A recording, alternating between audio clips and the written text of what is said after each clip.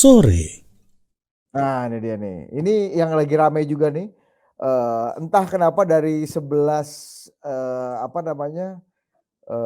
orang yang masih berhutang gitu ya kepada BLBI, kemudian yang di-bold oleh pemerintah tentu saja Tommy Soeharto utangnya 2,6 triliun.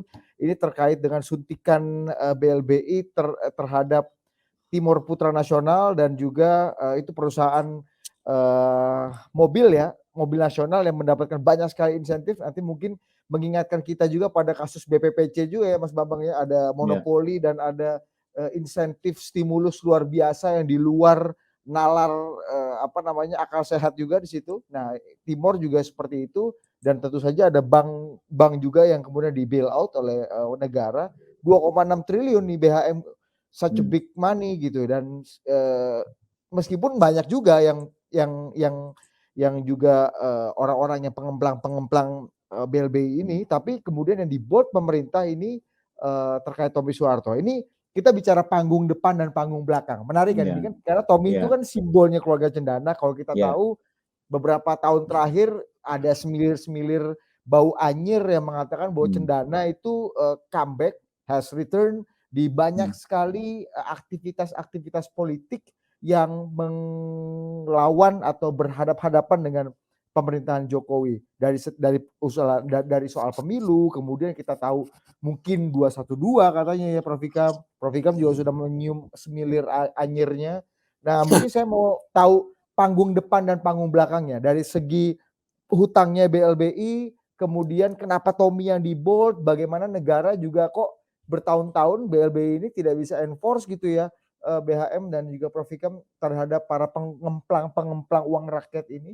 Dan yang sisi lainnya, panggung belakangnya, apa pesan yang coba dibangun Ya, oleh pemerintah dan penegak hukum terkait nama Tommy ini, BHM? ya, saya mau cerita mungkin ya, saya kira dari kepentingan politik praktis, Mas Budi Adiputro benar lah, ini kan mungkin bisa juga semacam political message karena Tommy itu digosipkan lah bahwa dia membiayai kegiatan-kegiatan oposisi, demo terhadap pemerintah dan sebagainya lah ya. Walaupun sampai sekarang belum pernah informasi itu masuk ke ranah pengadilan dan kita tahu persisnya sebetulnya bagaimana gitu loh. Ini apakah benar-benar atau sekedar gosip aja ya. Tapi saya punya banyak cerita tentang Tommy ini. Saya tuh senang sekali kalau benar pemerintah serius. Cuma maafkan saya dan maklumi saya kalau saya itu masih agak ragu seberapa serius pemerintah akan memfollow up kasus ini ya. Kenapa? Karena ini bukan kasus pertama terhadap Tommy ini. Saya ingat dulu saya pernah diundang waktu Perdana Menteri Helen Clark berkunjung ke sini di era-era awal reformasi. Kebetulan saya diundang makan pagi, terus kita ngobrol. Saya semangat waktu itu tanya sama beliau, kenapa pemerintah New Zealand tidak membantu pemerintah Indonesia mengambil alih satu range di New Zealand yang terbesar di New Zealand untuk dikembalikan pada masyarakat rakyat Indonesia. Dia ketawa, dia ini. Saya senang kamu nanya gini kan. Saya tuh udah begitu ada reformasi, saya tuh begitu segera melakukan penelitian, mengumpulkan data-data dan menyampaikan ke pemerintah Indonesia untuk ditindaklanjuti. Saya tunggu-tunggu, nggak pernah ada sambutan. Bahkan akhirnya keburu aset itu dijual ke satu lembaga yang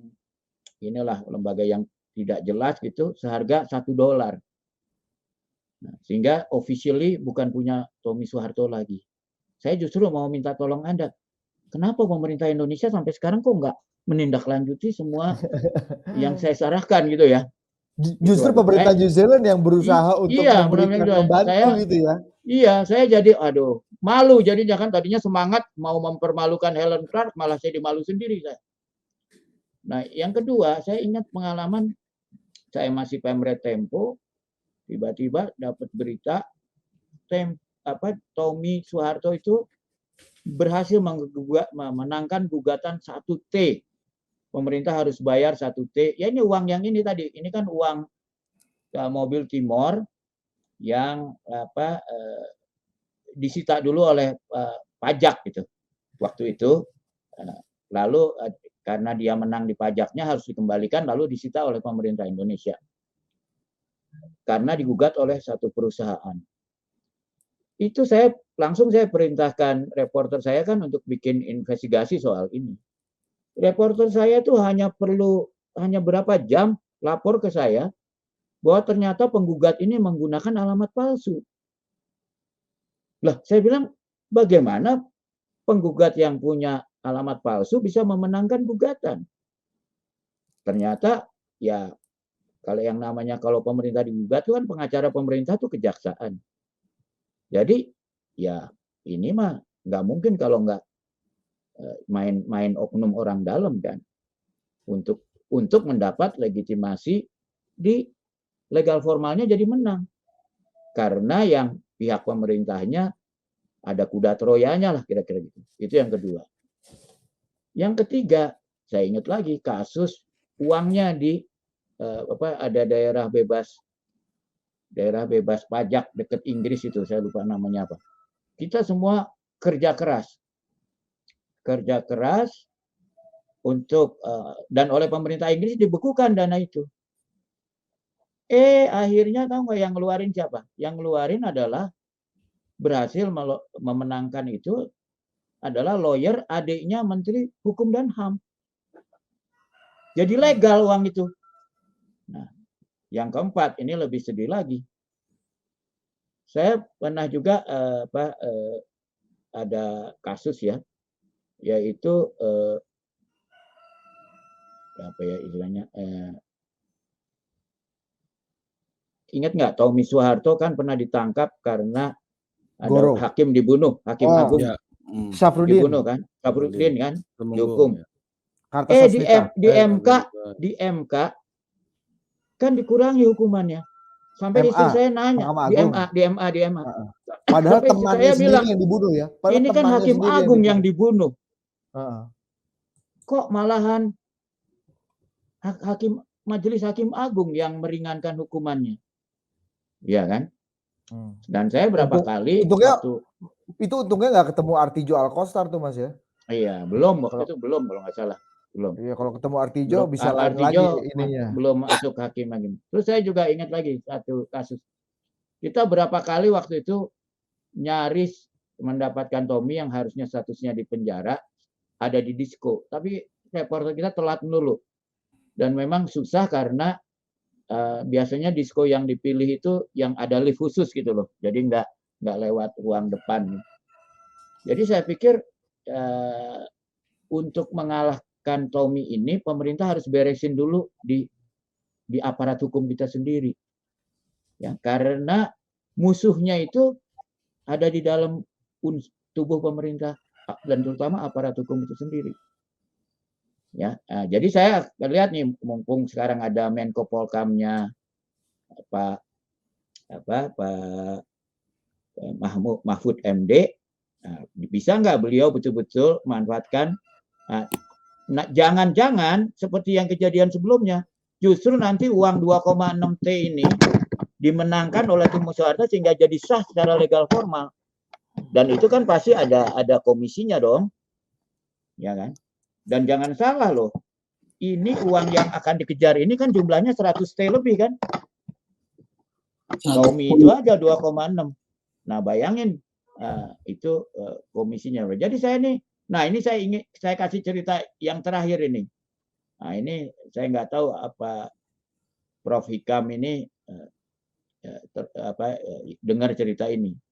Saya dulu ikut dalam yang namanya Network untuk Anti Corruption Network Internasional.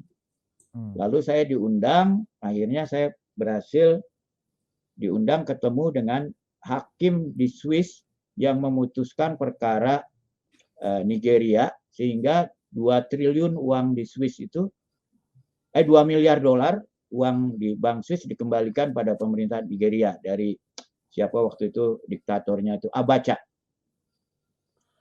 Lalu saya dipertemukan dengan siapa si hakimnya yang memutuskan ini. Saya ngobrol-ngobrol, saya merayu-rayu lah, minta tolong dijelasin gimana caranya supaya kita bisa dapetin uang Hal Soeharto di serupa. Bank Swiss ya, dalam kasus saya baca. Dia bilang, kamu tenang aja. Dia keluarin nama saya 1 USB. Tapi ini putusan saya dalam bahasa Prancis. Nah, kamu pelajari ada ini, gugat saja banknya dengan pedoman dari keputusan saya itu. Wah, semangat dong saya. Saya pikir, wah bisa dapat berapa miliar dolar nih uang pemerintah Indonesia dari bank. Saya serahkan pada Jaksa Agung. Siapa, Mas? Ya, karena orangnya mungkin nggak bisa Anda konfirmasi, sekarang kita nggak sebut namanya aja ya, kalau orangnya ada bisa sebut namanya. Zaman siapa? Zaman pemerintahan siapa? Saya, nanti aja lah, Anda bisa tahu, sama aja saya kasih tahu kalau saya sebut zaman ya. Tapi saya yang penting saya tadinya saya percaya sekali sama Jaksa Agung ini karena saya kenal lama.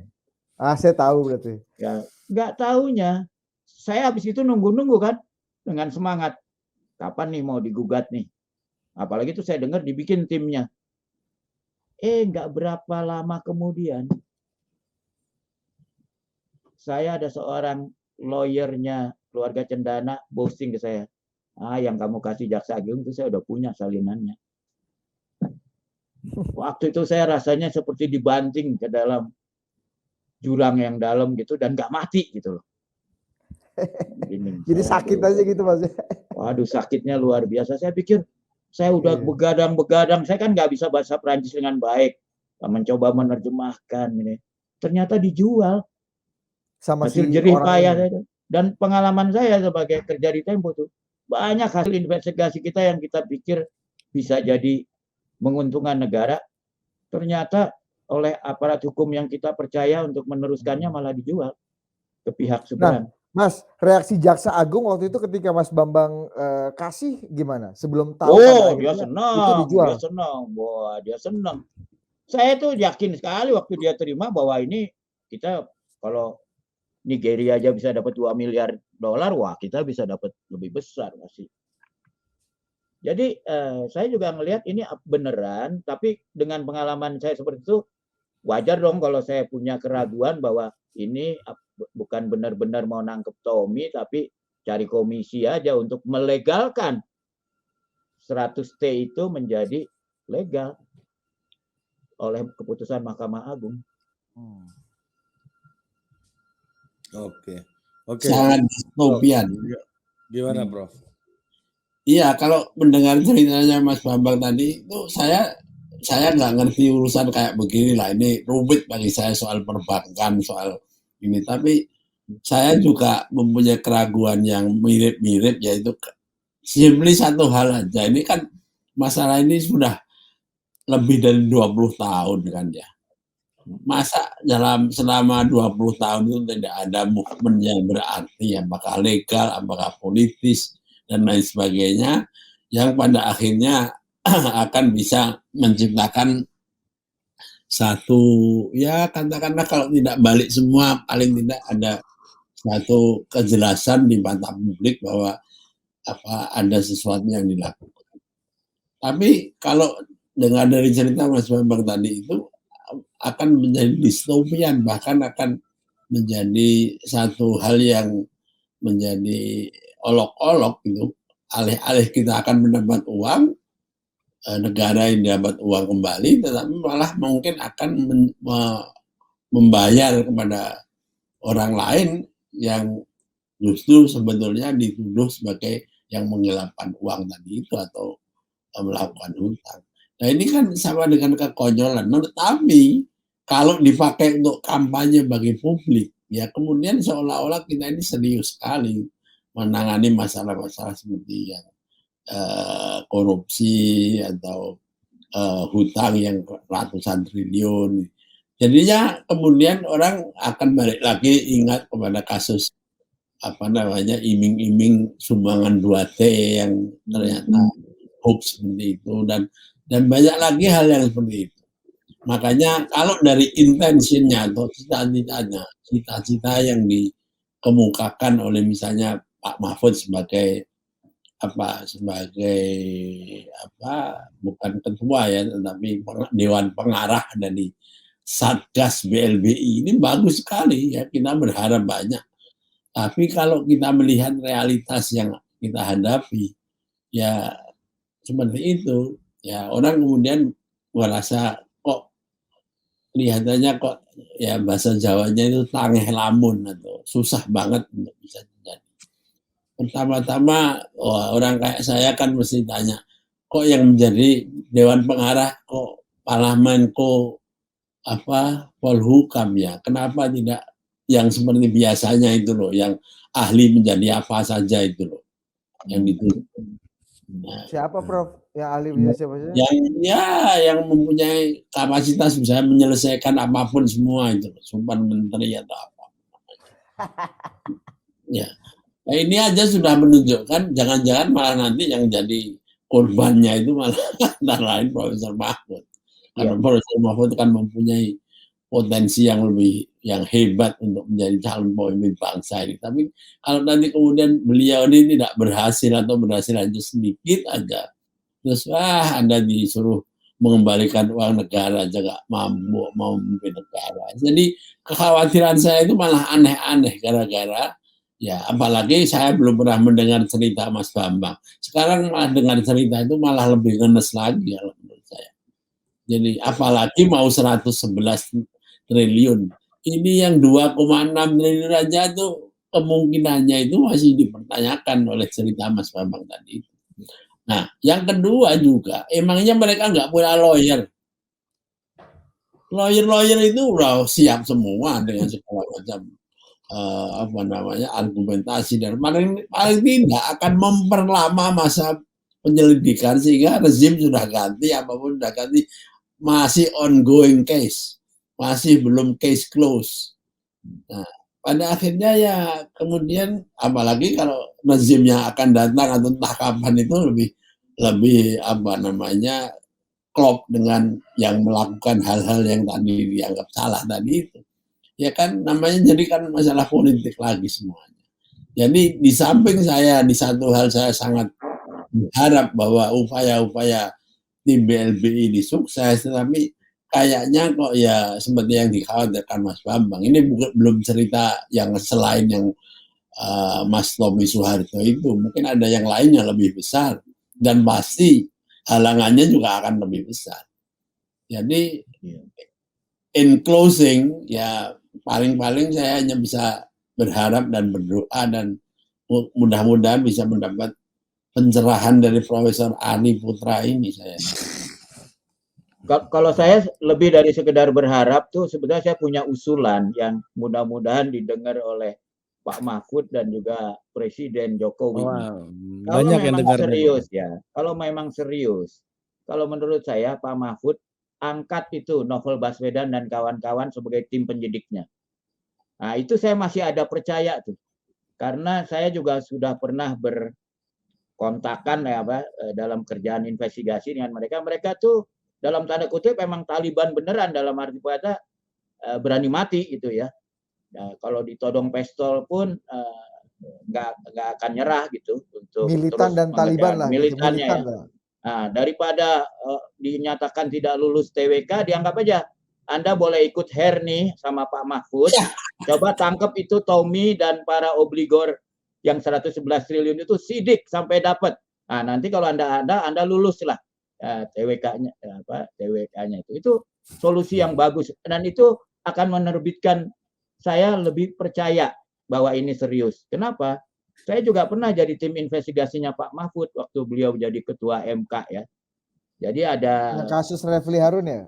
Ya, dengan Refli Harun dan dengan Bambang Wijoyanto, dan ya itu salah satu walaupun kita tidak berhasil menangkap pada zaman Pak Mahfud, cuma berhasil dapat 1 hakim agung dan 1 orang di bawah, tapi sisa dari kasus itu diteruskan Bambang Wijoyanto di KPK, dapat kan ketua MK kita dengan uang di tembok benar-benar. Sebetulnya harusnya kita udah dapat, tapi waktu itu ada miskom di laporan akhir dengan Pak Mahfud. Tapi saya artinya masih ada modal kepercayaan lah dari pengalaman saya di situ.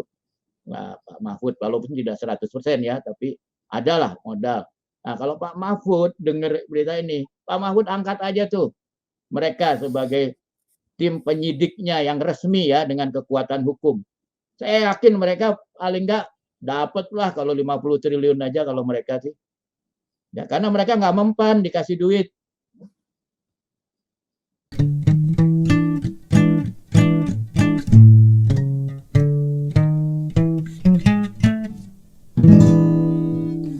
Ngaso ngariung sore.